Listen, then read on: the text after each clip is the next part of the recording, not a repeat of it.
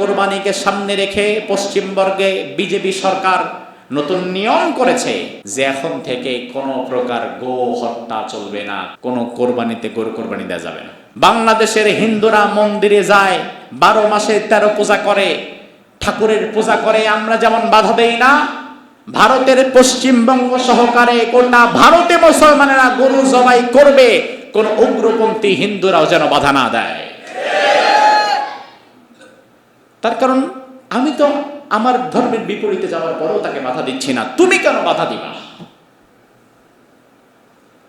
কোন হিন্দুকে রাস্তার সামনে দাঁড় করায় জোর করে আমি তো বলছি না আল্লাহু আকবার বল তারপরে তোরে যেতে দিব, আল্লাহু আকবার বল তারপরে তোর দোকান খুলতে দিব। আমি তো নির্লজ্জ বেহায়া না যে আরেকজনকে জোর করে আমার আল্লাহর নাম নেওয়াতে হবে। আমার আল্লাহ তো এত অভাব পড়ে নাই যে আল্লাহর নাম নেওয়ার লোক নাই। আমি তো রাস্তায় কোন হিন্দুকে দাঁড় করে জোর করে আল্লাহু আকবার বলাতে আসি না। তো তুমি কেন তোমার দেশে একজন মুসলমানকে জোর করে ধরে তাকে জয় শ্রীরাম বলাও? দুর্ভাগ্যজনক হচ্ছে পশ্চিমবঙ্গের নতুন সরকার, বিজেপি সরকার যারা এসেছে পশ্চিমবঙ্গে, আলহামদুলিল্লাহ আমি যখন গিয়েছি আমি দেখেছি বিগত দিনে ধর্মীয় অনুশাসন পালনে তারা যতটা স্বাধীনতা পেত বর্তমানে সেই স্বাধীনতাটা আর পাচ্ছে না।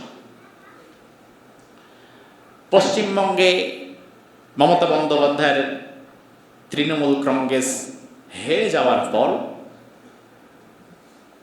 শুভেন্দু এবং তার দল বিজেপি যারা ক্ষমতায় এসেছে, আসার পর পরেই তারা মুসলিমদের রীতিনীতির উপরে নগ্ন হস্তক্ষেপ করে আজান দেওয়াটাকে টোটালি বন্ধ করে দিচ্ছে। আমি দেখলাম সেখানকার এক ভাই, যেহেতু অনেকদিন সেখানে প্রোগ্রাম করেছি ভারতের বিভিন্ন জায়গায়, আমাকে হোয়াটসঅ্যাপে একটা ভিডিও পাঠালো।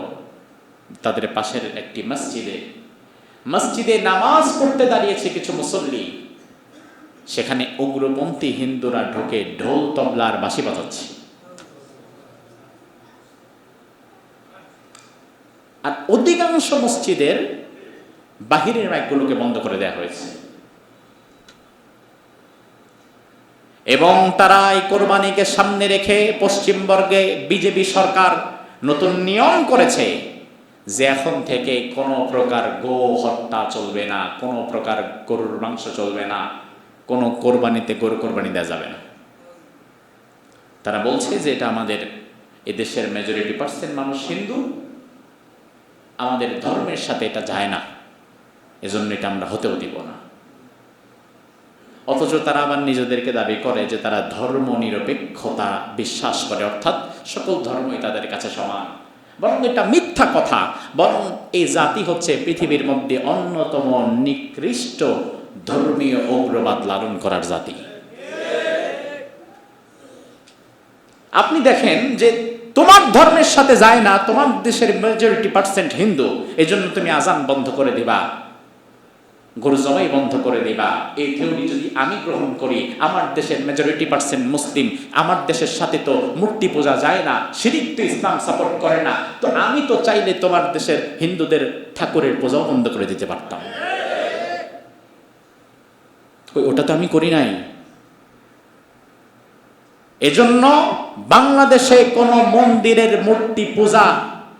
মূর্তি পূজাকে ইসলাম সমর্থন করে? এটা কি ধরনের গুনাহ? শিরিক। এটা কি সবচেয়ে জঘন্যতম নিকৃষ্ট অপরাধ? শিরিক। কিন্তু আজও পর্যন্ত কোন মন্দিরের মূর্তি পূজা আমি বন্ধ করছি যে মূর্তি পূজা করবেন না, এটা ইসলাম সাপোর্ট করে না।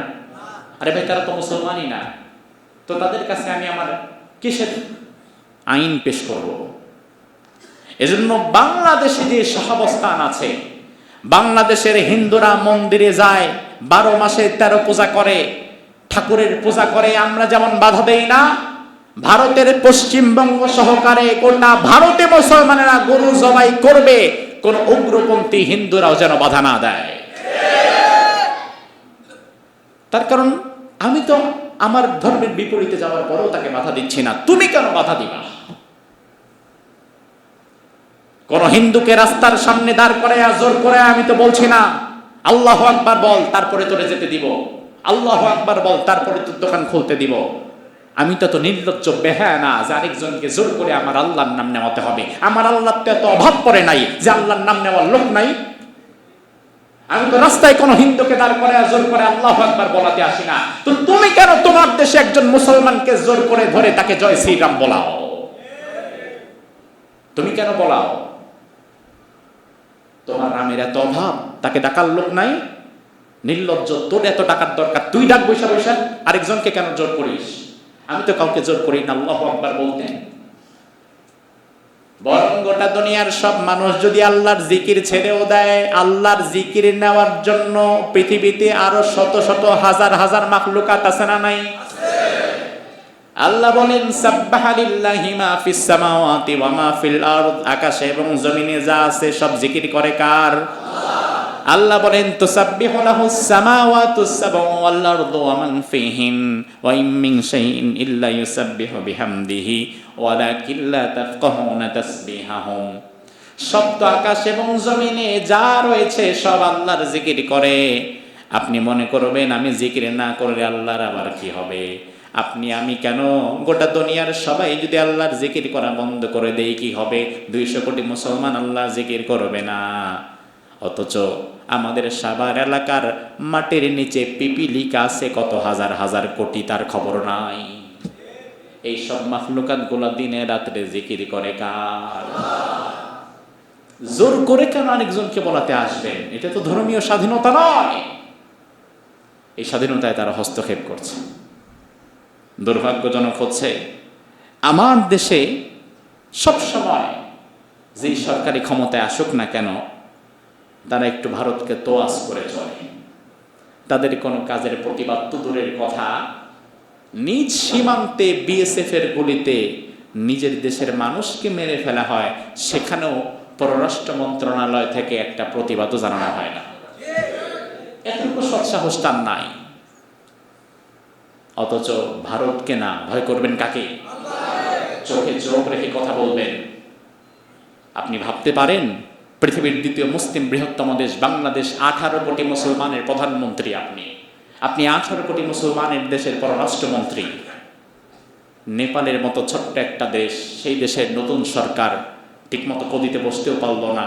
জেনজি সরকার, বালেন্দ্র শাহ, তার সাথে কথা বলতে এসেছে ভারতের পররাষ্ট্র সচিব।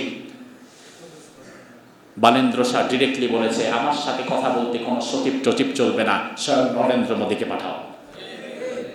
তো এটা যদি সে চোখে চোখ রেখে কথা বলতে পারে, তুমি কেন পারো না মিয়া? তোমার কিসের কমতি আছে? তোমার মূলত কমতি হচ্ছে আল্লাহর ভয় তোমার মধ্যে নাই, যার ফলে দুনিয়ার সবাইরই তুমি ভয় পাও।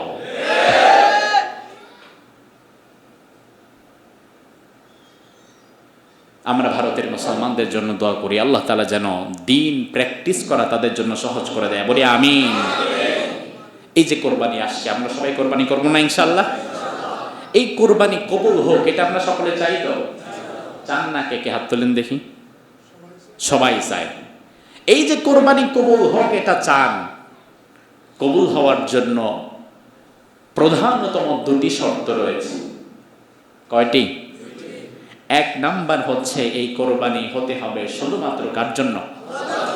আপনার নিয়তকে বিশুদ্ধ করতে হবে। নিয়তে গরমিল থাকলে 30 লক্ষ টাকার উটের কোরবানিও গ্রহণ হবে না। আপনার নিয়তকে বিশুদ্ধ রাখতে হবে। সোশ্যাল স্ট্যাটাস মেনটেনের জন্য কোরবানি দিবেন না, সামাজিক মর্যাদার জন্য কোরবানি দিবেন না, যে আমি এত বড় মানুষ, মানুষ আমাকে চিনে, এই বছর যদি আমার কাছে টাকা পয়সা নাই, ঋণ করে ধার করে এরপরে আবার বিশাল বড় কোরবানি দিতে হবে কারণ স্ট্যাটাস মেনটেন করতে হবে। এমন মানসিকতা থাকলে তো আপনার নিয়তের মধ্যেই ভেজাল। এজন্য নিয়তকে বিশুদ্ধ করতে হবে। 2 নাম্বার শর্ত হচ্ছে আপনার কোরবানি করতে হবে হালাল উপার্জন থেকে। কি উপার্জন? কি উপার্জন? আমাদের দেশে যত মানুষ কোরবানি দেয় সবাই কি হালাল থেকে দেয় না হারাম থেকেও দেয়? হারাম থেকেও দেয়। আমি তো চিন্তা করি হারাম থেকে না দিলে 30 লক্ষ টাকার উট গরু দেওয়ার মতো মানুষ খুব কমই ছিল।